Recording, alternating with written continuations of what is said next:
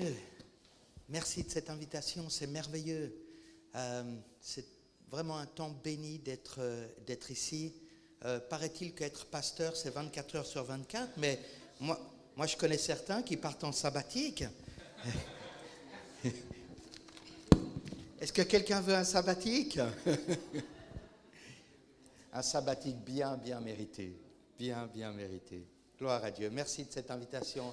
C'est un plaisir, un privilège d'être avec vous. Je ne suis pas venu seul, je suis venu avec mon papa, Maurice Favre.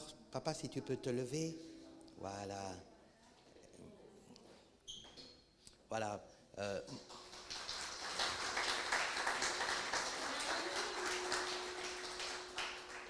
Mon papa est un homme de Dieu qui s'est converti, ça fait plus de 40 ans en arrière, 41 ans en arrière cette année. Et c'est un homme qui a gardé la foi malgré toutes ces épreuves, et dont une grande épreuve qui est l'épreuve de l'handicap et de la malvoyance. Je vous encourage à aller lui parler après le service. Gloire à Dieu. Donc, content qu'il soit avec nous ce matin. J'aimerais vous inviter à tourner avec moi dans le livre aux Hébreux, au chapitre 12. Hébreux, chapitre 12.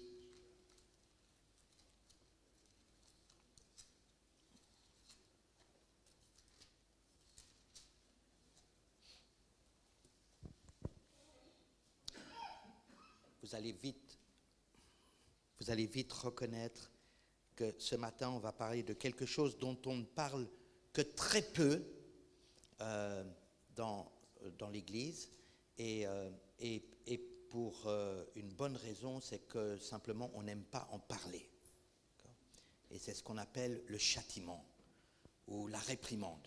Peut-être réprimande est un terme qui est un peu plus aisé que châtiment. Châtiment fait tout de suite penser au jugement, n'est-ce pas? La réprimande fait penser à la correction, en termes sémantiques. Dans Hébreux, chapitre 12, et on va lire à partir du verset 5. Et vous avez oublié l'exhortation qui vous a été adressée comme à des fils. Mon fils, ne méprise pas le châtiment du Seigneur et ne perds pas courage lorsqu'il te reprend, car le Seigneur châtie celui qu'il aime et il frappe de la verge tous ceux qu'il reconnaît pour ses fils. Supportez le châtiment, c'est comme des fils que Dieu vous traite, car quel est le fils qu'un père ne châtie pas? Mais si vous êtes exempts du châtiment auquel tous ont part, vous êtes donc des enfants illégitimes et non des fils. D'ailleurs, puisque nos pères, selon la chair, nous ont châtiés et que nous les avons respectés, ne devons-nous pas, à bien plus forte raison, nous soumettre au Père des esprits pour avoir la vie? Nos pères nous châtiaient pour peu de jours, comme ils le trouvaient bon, mais Dieu nous châtie pour notre bien, afin que nous participions à sa sainteté. Il est vrai que tout châtiment semble d'abord un bon sujet de tristesse et non de joie, mais il produit plus tard pour ceux qui ont été ainsi exercés un fruit paisible de justice. Fortifiez donc vos mains languissantes et vos genoux affublés, et suivez avec vos pieds des voies droites, afin que ce qui est boiteux ne dévie pas, mais plutôt se raffermisse. Recherchez la paix avec tous et la sanctification, sans laquelle personne ne verra le Seigneur.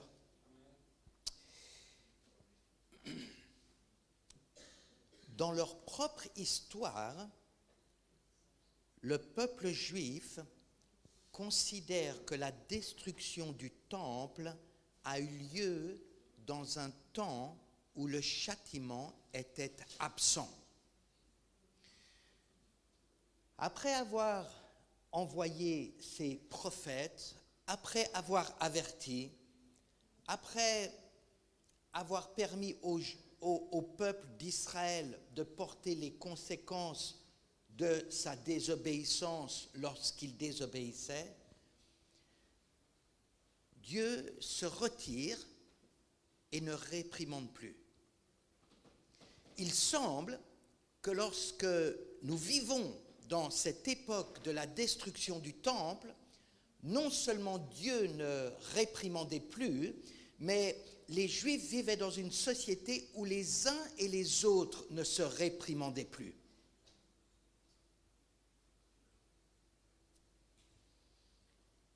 Et cela devrait faire écho dans nos cœurs, dans notre pensée, par rapport à la période dans laquelle on vit aujourd'hui. Car en réalité, on veut une société où il n'y a plus de réprimande. Et je ne parle pas seulement de l'éducation des enfants, mais je parle aussi d'une société des adultes, où finalement chacun fait ce qui lui semble bon à ses propres yeux. Et on voit le peuple d'Israël arriver à cet état de fait dans la société, dans son fonctionnement. En réalité, on appelle ça une anarchie.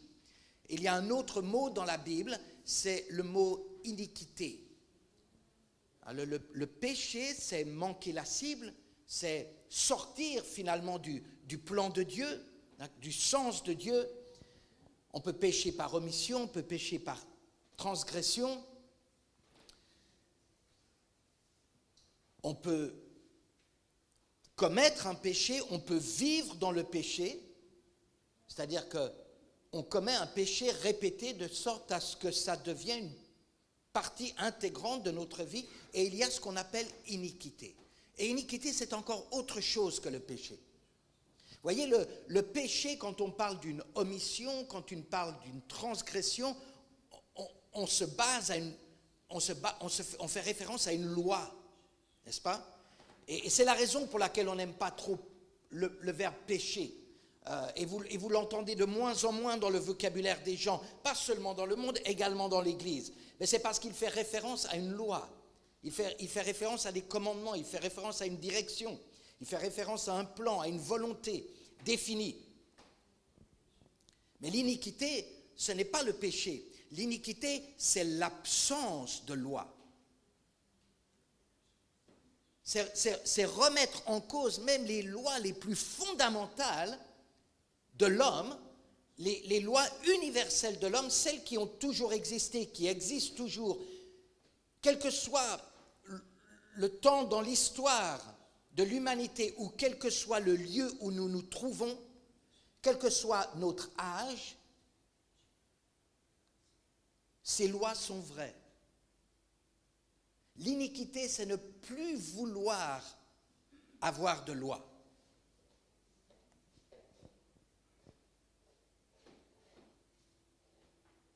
C'est comme ça que nous avons banalisé et ensuite légalisé l'homosexualité.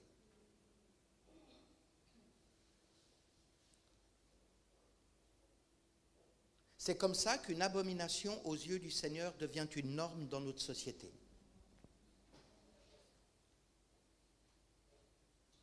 C'est comme ça qu'en fait, chacun devient et accomplit ce qu'il veut.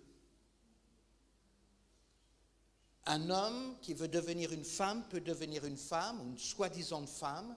Une femme qui veut devenir un homme peut devenir un homme ou soi-disant un homme. Et il n'y a pas que ça. Si vous avez envie d'être un dauphin, vous pouvez être un dauphin. Si vous avez envie d'être un cheval, pourquoi est-ce qu'on devrait vous empêcher d'être un cheval? Donc vous pouvez être un cheval. Pourquoi? Parce que plus rien n'est ancré dans des lois. Plus rien n'est ancré dans les lois naturelles et universelles que Dieu a établies. Et plus personne ne réprimande personne. Et pourtant, dans le passage qu'on vient de lire, j'aime dire de la part de Paul aux Hébreux, et pour les théologiens, je le fais exprès pour provoquer, aux Hébreux, ce châtiment, regardez combien de fois il est répété. Et il ne s'adresse pas particulièrement à un peuple qui désobéit, il ne s'adresse pas à un peuple qui a rejeté le défi, non, au contraire. Il s'adresse à ce qu'on appelle aujourd'hui le mouvement messianique, c'est-à-dire à ces Hébreux qui ont reconnu Yeshua comme leur Messie. Il leur apporte un monument théologique dans cette lettre. D'ailleurs, je vous encourage, si vous voulez comprendre la lettre aux Hébreux, je vous encourage, je vous donne même un devoir, que vous accomplirez ou pas, vous n'aurez pas de compte à me rendre. Je vous encourage, je vous exhorte à lire la lettre aux Hébreux d'un seul trait sans vous arrêter. Et vous allez voir des choses que vous n'avez jamais vues auparavant. C'est un des grands monuments théologiques que l'apôtre Paul ou l'écrivain nous a laissé. Et dans cet héritage, dans ce monument théologique, il y a ce passage sur le châtiment ou sur la réprimande. Et j'aimerais qu'on s'arrête ce matin un moment sur le pourquoi de la réprimande, le pourquoi de la réprimande et le comment de la réprimande. Pourquoi la réprimande? La réprimande permet à tout un chacun de nous, d'abord, d'être reconnu. Notre frère nous disait qu'il voulait un ministère où il était vu. Pastorat, c'était trop difficile, donc il s'est dit la louange, c'est beaucoup mieux. En réalité, ce qu'il voulait, ce n'était pas d'être vu. Ce qu'il voulait, c'est d'être reconnu. Et frères et sœurs, c'est un souhait, un vœu, un besoin, un désir qu'on a tous d'être reconnus. Et la réalité, c'est qu'on n'a pas besoin d'être sur une estrade pour être reconnu. La reconnaissance d'une estrade par rapport à notre besoin, c'est un placebo. Ce n'est rien. Ça ne nous apportera rien. Non, mais on a un besoin d'être reconnu, pas simplement parce qu'on est. C'est quelque chose qui fait partie de nous, cette nécessité, ce besoin, ce désir d'être reconnu parce que j'existe. Et à chaque fois, et je parle maintenant dans la justice, qu'un enfant est réprimandé, il est reconnu. Il est important. L'attention est portée sur lui, pas seulement dans les félicitations, mais aussi dans la correction. L'enfant ne le réalise pas. C'est presque inconscient de sa part. Mais il est reconnu. Il existe, il est là. Dans l'éducation, cette réprimande permet de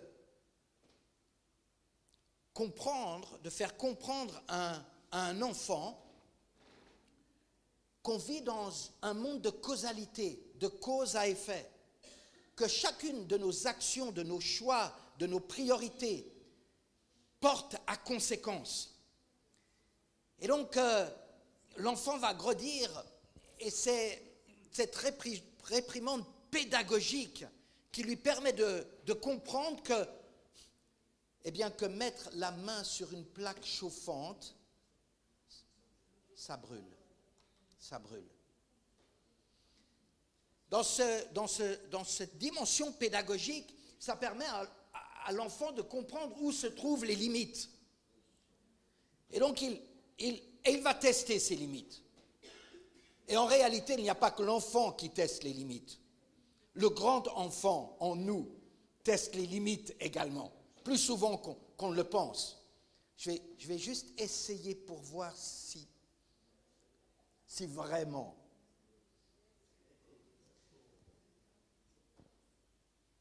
Et donc le fait que ça brûle nous montre les limites. Et on a besoin de connaître ces limites-là. Et en réalité, ces limites-là nous amènent une sécurité, une protection. Par la réprimande, je vais amener la sécurité et la protection dans la vie d'un être qui grandit et qui va découvrir le monde, qui va découvrir la vie, qui va tout découvrir.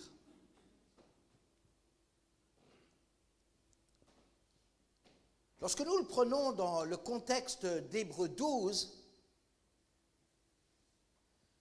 le pourquoi de la réprimande ou de la correction, c'est l'accomplissement de la justice de Dieu dans notre vie, parce qu'il n'y a rien de mieux que cette justice de Dieu pour nous, et cette sanctification sans laquelle personne ne verra le Seigneur.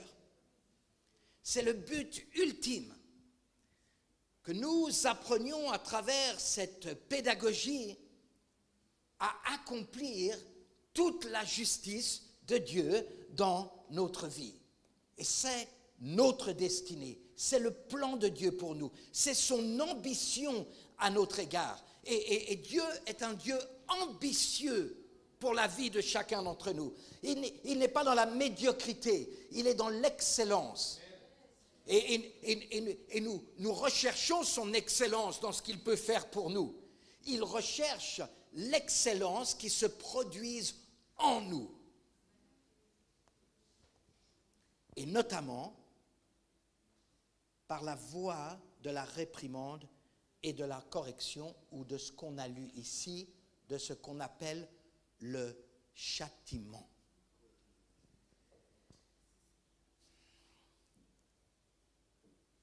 On a vu le pourquoi, et peut-être que vous penserez à d'autres objectifs, d'autres sens à cette réprimande de Dieu.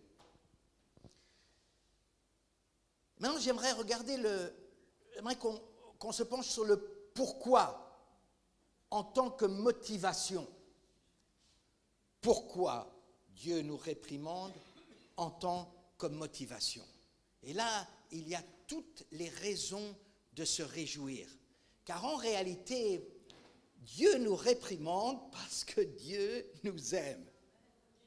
Et on a de la difficulté à joindre ces deux bouts. On a de la difficulté à réconcilier ces deux choses. Peut-être parce que notre connotation de la réprimande, peut-être que notre compréhension de la réprimande, peut-être parce qu'on n'a pas réalisé justement ce qu'on vient de regarder, les buts, les objectifs, les pourquoi de la réprimande dans nos vies.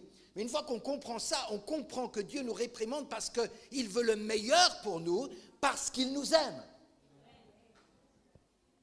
Et rappelez-vous que l'auteur, là, écrit aux Hébreux. Et j'aimerais juste qu'on considère ceci dans l'histoire aux Hébreux, parce qu'on a vu que selon eux, ils ont connu la destruction du temple et donc finalement la fin de leur société selon Dieu quand il n'y avait plus de réprimande. Et je vais vous inviter à tourner quelque peu avec moi, si vous êtes encore avec moi, dans Jérémie 31. Jérémie 31. Jérémie 31 et les premiers versets nous disent ceci. En ce temps-là, dit l'Éternel, je serai le Dieu de toutes les familles d'Israël, ils seront mon peuple. Ainsi parle l'Éternel, il a trouvé grâce dans le désert, le peuple de ceux qui ont échappé au glaive. Israël marche vers son lieu de repos. De loin, l'Éternel se montre à moi, je t'aime d'un amour éternel, c'est pourquoi je te préserve ma bonté. Israël est un exemple à suivre, à la fois dans les choses que le peuple a fait de bien et dans les choses que le peuple n'a pas fait de bien. Quand je dis un exemple à suivre, c'est un exemple duquel on peut tirer nos leçons. En réalité, pour l'Église qui est greffée sur Israël, cette histoire est en quelque sorte notre histoire. C'est de là où on vient, c'est de là qu'on puise. Ce sont là les racines qui nous permettent d'avoir des branches, de porter du fruit dans notre vie. L'amour de Dieu pour Israël n'est pas basé sur le fait qu'Israël est un peuple meilleur que tous les autres peuples. L'amour de Dieu pour Israël n'est pas basé sur le fait que c'est un peuple plus méritant, ou que c'est un peuple plus fort, ou que c'est un peuple plus beau. L'amour de Dieu pour Israël n'est pas basé sur une génétique supérieure. En réalité, typiquement, Dieu a été chercher ce qui est faible, ce qui est petit, ce qui est insignifiant, ce qui n'attire pas le regard. Dieu a posé son regard pour leur adresser son amour et pour leur adresser non pas n'importe quel amour, mais l'amour éternel, ou en d'autres mots, un amour inconditionnel.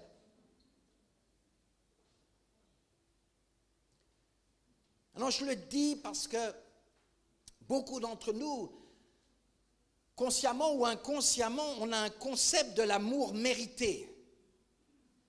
On doit quelque part gagner l'amour de quelqu'un. Mais l'amour de Dieu est un amour inconditionnel. Alors si je dis ça à mon épouse elle dit, ce sont des belles paroles que tu me dis, mon cher Laurent, mais moi je ne veux pas un mari qui me dise qu'il m'aime, je veux un mari qui me montre qu'il m'aime. Oui, parole de vérité.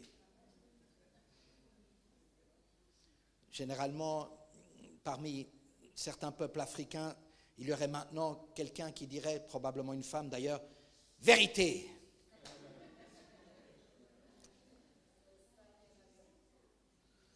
Et tout au long de l'histoire d'Israël, Dieu a démontré son amour. Il a donné des preuves de son amour. J'aimerais juste qu'on considère quelques preuves de l'amour de Dieu. Si vous voulez bien tourner avec moi dans Jean 11, peut-être des choses que vous n'avez jamais vues auparavant.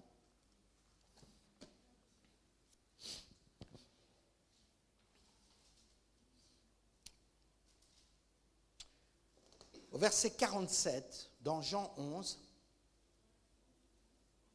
alors les principaux sacrificateurs et les pharisiens assemblèrent le Sanhédrin et dirent « Que ferons-nous ? Car cet homme, parlant de Jésus, fait beaucoup de miracles. Si nous le laissons faire, tous croiront en lui et les Romains viendront détruire et notre ville et notre nation. » Maintenant écoutez bien, vous lisez bien. L'un d'eux, Caïphe, qui était souverain sacrificateur cette année-là, leur dit « Vous n'y comprenez rien. Vous ne réfléchissez pas qu'il est dans votre intérêt qu'un seul homme meure pour le peuple et que la nation entière ne périsse pas. Or, il ne dit pas cela de lui-même. » En d'autres mots, ce n'était pas un discours politique, ce n'était pas des motivations politiques. Il ne dit pas cela de lui-même, mais étant souverain sacrificateur cette année-là, il prophétisa que Jésus devait mourir pour la nation. Il n'y a pas de plus grand amour que de donner sa vie pour un ami. Jésus est venu pour mourir pour la nation d'Israël. Et Église, je pense qu'on fera bien de s'en rappeler. Je pense qu'on fera bien de s'en rappeler de cet amour de Dieu, de cet amour éternel, de ce verset de Jérémie 31 qu'on aime prendre pour nous-mêmes, qu'on va peut-être mettre sur les murs de notre maison. Nous rappeler que cette prophétie, que cette déclaration d'amour pour Dieu, elle a un contexte, elle est adressée à un peuple, elle est adressée au peuple d'Israël et que Dieu leur donne ces preuves d'amour. Et une des preuves d'amour, c'est que ce Dieu s'est fait chair dans la personne de Jésus, de Yeshua, et qu'il a donné sa vie pour la nation d'Israël. Alors ne me parlez pas d'antisémitisme dans l'Église, parce que l'antisémitisme est totalement incompatible avec l'Esprit du Seigneur. C'est un fléau qui ne vient pas de l'Église, qui vient du monde, mais qui, si nous ne faisons pas attention, pénètre à l'intérieur de l'Église, parce que nous aimons dire que l'Église influence le monde. C'est pas que j'aime le dire, mais j'ai l'impression que le monde influence beaucoup plus l'Église. Je sais que ce n'est pas forcément populaire ce que je dis, mais je pense que c'est important d'avoir des discours qui soient vrais. Évidemment, on peut vite partir dans l'euphorie d'une Église qui influence le monde, qui transforme et qui métamorphose. Mais dans notre partie du monde, aujourd'hui, on n'en est pas là. Soyons réalistes. Mais je ne veux pas être partial. Au verset 52, il est dit « Et ce n'était pas pour la nation seulement, c'était aussi afin de réunir en un seul corps les enfants de Dieu dispersés. Oh. Vous savez, quand Jésus dit à ses disciples, il y a beaucoup de choses que j'aimerais vous dire. Vous n'êtes pas prêts à le recevoir. Jésus qui dit à ses disciples, pas moi qui le dis à vous, et qui dit, j'ai un autre troupeau. J'ai un autre troupeau. Et un jour des deux, j'en fais un. C'est absolument extraordinaire. Vous êtes prêts à continuer un moment avec moi? Dans Jérémie chapitre 32, on va retourner dans Jérémie chapitre 32.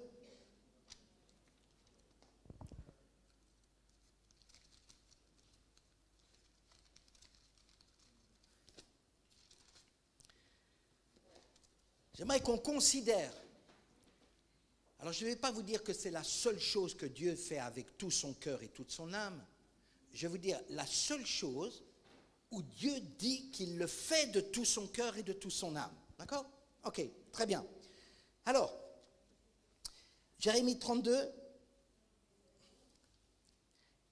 à nouveau, Jérémie 32, c'est après Jérémie 31, c'est toujours le prophète Jérémie qui parle au peuple d'Israël, un peuple d'Israël qui n'écoute plus la réprimande, un peuple d'Israël qui va connaître la destruction du temple, un peuple d'Israël qui ne reçoit pas les paroles de Jérémie, un peuple d'Israël qui va vivre dans un monde de causalité, de cause à effet, ça va avoir des conséquences, un peuple d'Israël qui va toucher les limites et malheureusement les transgresser, il va comprendre ce que ça veut dire, un peuple d'Israël qui va connaître la réprimande de Dieu, mais Dieu parle déjà à l'avance. Dieu parle déjà à l'avance. Vous voyez, on est dans Jérémie 32. Dieu a déjà dit, je connais les plans que j'ai pour vous. Vous allez partir 70 ans en Babylone, mais je connais déjà les plans que j'ai pour vous. Vous allez revenir sur cette terre. Je vous donne un avenir. Je connais les plans que j'ai pour vous. Des plans de paix. Dans Ésaïe 32, au verset 40, je traiterai une alliance éternelle et je ne me détournerai plus d'eux. Je leur ferai de bien. Je mettrai ma crainte dans leur cœur afin qu'ils ne s'éloignent point de moi. Je prendrai plaisir à leur faire du bien. Je les planterai véritablement dans ce pays de tout mon cœur et de toute mon âme. C'est une preuve de l'amour de Dieu que de revoir les fils d'Israël revenir sur la terre d'Israël et un peuple, une terre, une constitution, une langue, ça forme une nation qui est née à nouveau de ses cendres en 1948 et qui aujourd'hui accomplit devant nos yeux les prophéties de Ésaïe, de Ézéchiel, de Daniel et de Jérémie. C'est absolument extraordinaire. Qu'est-ce que c'est? Qu'est-ce que c'est? Est-ce que c'est le mérite? Non. Est-ce que c'est l'obéissance? Non. Est-ce que c'est leur sanctification? Non. Est-ce que ce sont leur justice? Non. Est-ce que c'est leur supériorité? Non. Non, c'est simplement une preuve de l'amour de Dieu. Et cela devrait nous encourager, frères et sœurs, parce que Dieu fait de ses mains ce qu'il dit de sa bouche, parce que la parole de Dieu est vraie, et parce que ce que Dieu dit, il l'accomplit toujours, parce qu'il aime, et Israël est ici pour notre exemple, et le message de Dieu, c'est de dire, je n'agirai pas autrement à votre égard.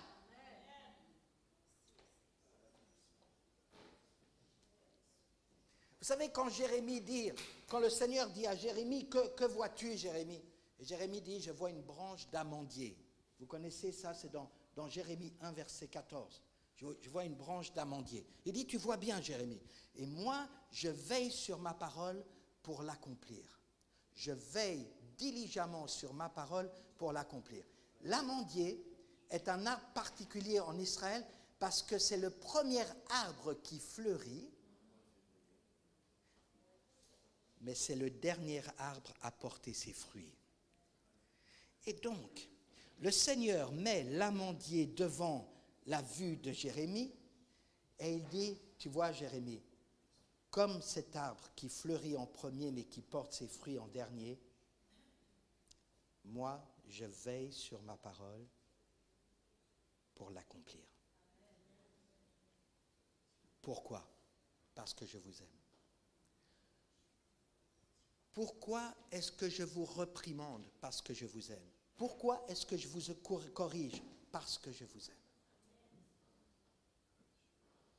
Ok. Donc, on a vu très rapidement le pourquoi. Et j'aimerais qu'on s'arrête un moment sur le comment. Et Colette, je te promets, je ne prendrai pas trop de temps. Sur le comment. Non, parce que Colette, elle me poursuit par WhatsApp en me demandant le titre du message, la présentation PowerPoint, le programme.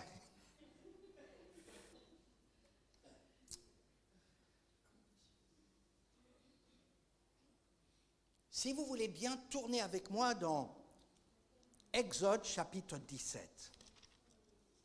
Exode chapitre 17.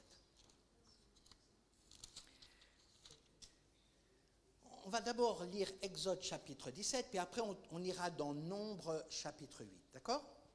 Exode chapitre 17. Au verset 3. Le peuple était là, pressé par la soif, murmurait contre Moïse, disait, pourquoi nous as-tu fait monter hors de l'Égypte pour nous faire mourir de soif, moi, mes enfants et mes troupeaux? Moïse cria à l'Éternel en disant, que ferai-je à ce peuple? Encore un peu, ils me lapideront.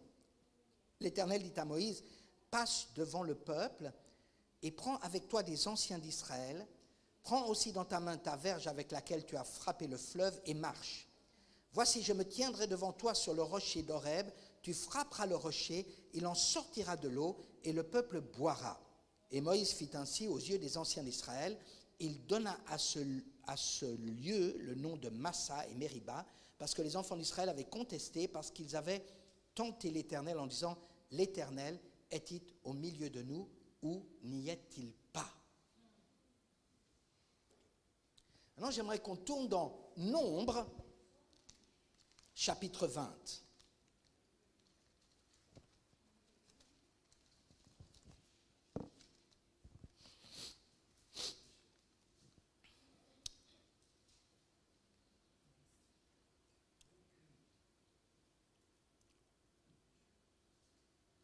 À nouveau, le peuple d'Israël dans le désert, pas d'eau. Au verset 6, Moïse et Aaron s'éloignèrent de l'assemblée pour aller à l'entrée de la tente d'assignation. Ils tombèrent sur leur visage et la gloire de Dieu leur apparut. L'Éternel parla à Moïse et dit, prends la verge, convoque l'assemblée, toi et ton frère Aaron, vous parlerez en leur présence au rocher et elle donnera ses eaux. Tu feras sortir pour eux de l'eau du rocher et tu abreuveras l'assemblée, le bétail. Moïse prit la verge qui était devant l'Éternel, comme l'Éternel le lui avait ordonné. Moïse et Aaron convoquèrent l'assemblée en face du rocher, et Moïse leur dit, écoutez donc, rebelles, est-ce de ce rocher que nous ferons sortir de l'eau? Puis Moïse leva la main et frappa 2 fois le rocher avec sa verge. Il sortit de l'eau en abondance, et l'assemblée but, et le bétail aussi. Alléluia. Alléluia. L'œuvre de Dieu est merveilleuse. Alors l'Éternel dit à Moïse et à Aaron, parce que vous n'avez pas cru en moi pour me sanctifier aux yeux des enfants d'Israël, vous ne ferez point entrer cette assemblée dans le pays que je lui donne. Ce sont les eaux de Mériba, où les enfants d'Israël contestèrent avec l'Éternel, qui fut sanctifié en eux. Okay. Le premier passage, c'est la première année du peuple d'Israël dans le désert. Le deuxième passage, c'est la 40e année du peuple d'Israël dans le désert. Entre la première fois et la deuxième fois, il y a eu des changements. Un changement de génération. 40 ans. La première fois, le peuple dit, nous avons soif. Et Dieu dit, prends ta verge, frappe le rocher, et Moïse le frappe une fois et l'eau sort du rocher. Le mot rocher en hébreu, c'est le mot d'un petit rocher, d'un rocher d'une pierre tendre que Moïse va frapper. 40 ans plus tard, le peuple d'Israël dit, il n'y a pas d'eau, comment est-ce que nous allons boire, comment nous allons survivre? Moïse et Aaron viennent devant le Seigneur leur dit, parlez au rocher, et cette fois, le rocher, le mot en hébreu, ce n'est pas une petite roche tendre, c'est une grande roche solide. La première fois, il est appelé à frapper. La deuxième fois, il est appelé à parler. Alors, laissez-moi vous partager ma compréhension des choses. Les rochers, qui sont deux rochers différents, sont à l'image du peuple d'Israël. La première année, c'est un peuple petit, tendre. C'est un peuple, le rocher qui est choisi par Dieu est à l'image du peuple qui, dans sa contestation, a besoin de la verge de correction. Frappe le rocher et quelque chose de bon va en ressortir. 40 ans après, une autre génération arrive et le rocher qui est à l'image du peuple est un autre type de rocher. C'est un grand rocher d'une roche solide. Ce n'est plus la verge de la correction qui est nécessaire pour ce rocher-là ou pour ce peuple-là. Non, c'est la parole de la conviction. En d'autres mots, Moïse et Aaron n'ont pas réalisé qu'ils avaient affaire à un autre peuple, imparfait, certes, qui conteste, certes. Mais vous savez, vous pouvez avoir 1 an dans le Seigneur ou 40 ans dans le Seigneur et parfois vous contestez, et parfois vous doutez, et parfois vous combattez, et il y a un combat en vous, n'est-ce pas? Mais cette fois, le peuple est prêt à entrer dans la terre promise. C'est un peuple, quand on va lui dire traverse le fleuve du Jourdain, il va traverser. C'est un peuple, quand on va lui dire fais le tour de Jéricho, il va faire le tour de Jéricho. C'est un peuple, quand on va lui dire fais 7 fois le tour de Jéricho, il va faire 7 fois le tour de Jéricho. Quand on va lui dire crier, il va crier. Quand on lui dit va jouer de la trompette, il va jouer de la trompette. En d'autres mots, c'est un peuple à qui Dieu va pouvoir parler et ils vont exécuter. Ça, je crois que c'est la foi. La foi. La foi.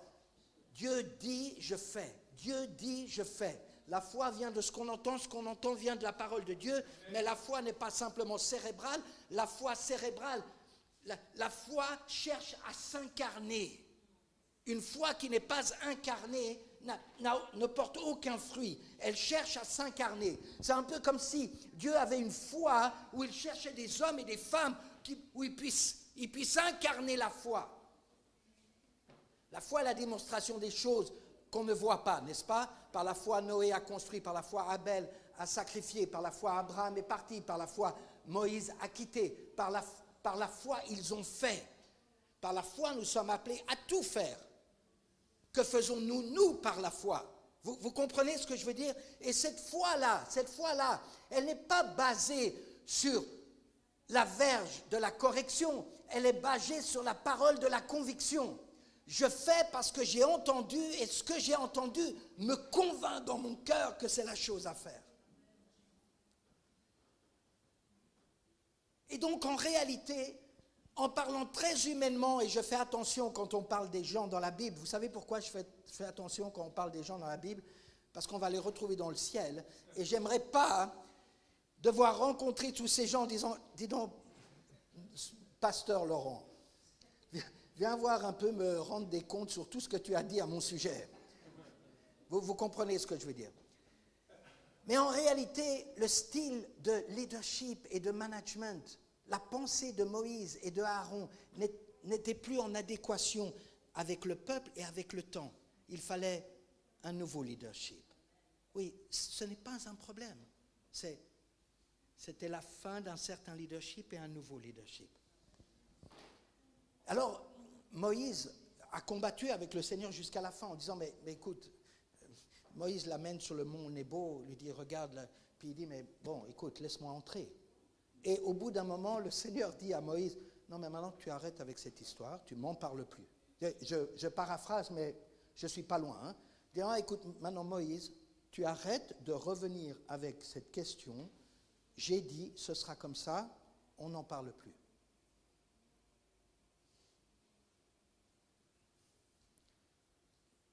Peut-être Moïse essayait de négocier quelque chose. Moïse connaissait un Dieu qui est revenu sur sa pensée à plusieurs reprises. Donc il se disait, il l'a fait pour le peuple, peut-être qu'il va le faire pour moi, n'est-ce pas? À un moment donné, Dieu dit, non, c'est fini. C'est dur. Non, mais tu as frappé 2 fois, 40 ans après. Non, mais tu as tout fait. Je veux dire, tu as quitté l'Égypte, tu as passé 40 ans dans le désert, tu as eu la révélation de Dieu, tu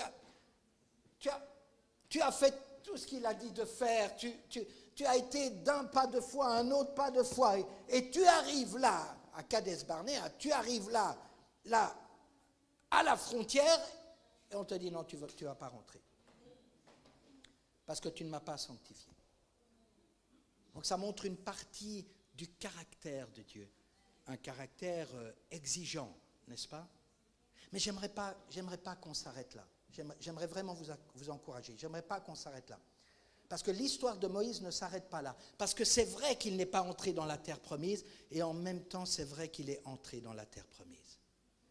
Parce qu'un jour, Jésus amène Simon, Jean et Jacques sur ce qu'on appelle le mont de la transfiguration. Il est transfiguré. À côté de lui, il y a Élie et il y a Moïse qui a posé ses pieds sur la terre promise. Dieu est toujours fidèle à ses promesses. Et frères et sœurs, je ne veux pas rendre les choses plus faciles ou je ne veux pas essayer de réconcilier une théologie avec certaines de vos circonstances, mais je veux simplement vous rappeler que notre vie n'est pas seulement dans la dimension du temps et de l'espace, mais elle est aussi dans la dimension de l'éternité, et que la parole de Dieu est vraie, et que je ne sais pas toutes les promesses que Dieu a faites dans votre vie, mais laissez-moi vous dire quelque chose. Si ce n'est pas dans ce temps-là, ce sera dans celui qui est à venir.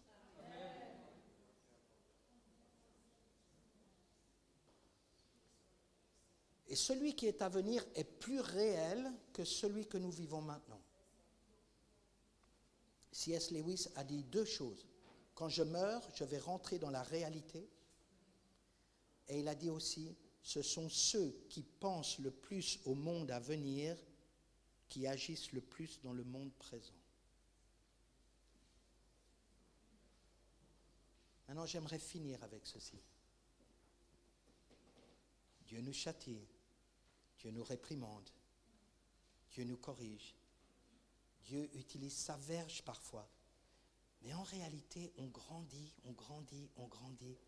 Et il y a un moment donné où on marche avec Dieu comme je marche avec mon papa, où on parle ensemble. Et ce n'est plus la réprimande du père au petit enfant, mais c'est la parole de conviction qu'il sème dans nos vies pour que toute sa justice s'accomplisse en nous. J'aimerais qu'on prie ensemble.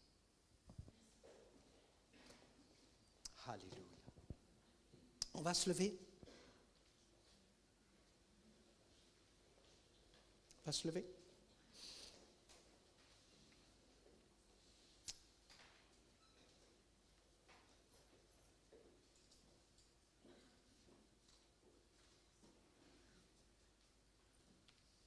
Nous nous rappellerons désormais qu'à chaque fois que les choses n'arrivent pas vraiment comme on pense dans notre vie, et à chaque fois qu'on se dit « mais qu'est-ce que j'ai fait pour être puni ?» de nous rappeler que c'est le signe que nous sommes des fils et des filles de Dieu, et que Dieu nous fait grandir en lui pour devenir les hommes et les femmes qu'il veuille que nous devenions. Seigneur Père, ton œuvre est admirable. Ton œuvre est parfaite. Et nous voici devant toi, Seigneur Père. Nous voulons reconnaître ton amour. Nous voulons reconnaître ton œuvre. Quand elle nous plaît ou quand elle ne nous plaît pas. Quand elle nous fait plaisir ou parfois quand elle nous attriste. Mais nous croyons, Seigneur, que c'est pour produire le meilleur dans nos vies, le meilleur en nous. Et ma prière, c'est que chacun d'entre nous, nous devenions ces femmes, ces hommes matures que tu recherches. Que chacun d'entre nous, nous soyons des hommes et des femmes de la parole de conviction, comme nous avons tous été les hommes et les femmes de la verge de la correction. Que chacun d'entre nous, qu'en nous croisse cet homme spirituel, cet homme, cette femme que tu recherches, parce que nous voulons t'offrir le meilleur. Et ma prière, c'est que dans la vie de chacun d'entre nous, toute la justice de Dieu soit accomplie et que cette sanctification soit rendue manifeste aux yeux de Dieu, aux yeux des hommes et des femmes de notre temps. Même par l'Esprit de Dieu, Seigneur, nous le reconnaissons. Ce n'est ni par la force, ni par la puissance, mais par ton Esprit. Et ton autorité produit en nous une source de croissance, Seigneur. Une source de transformation au nom de Jésus-Christ. Bénédiction à chacun d'entre vous, que la bonne main du Seigneur soit sur vous et cette bonne main-là va vous diriger dans toute votre destinée. Amen.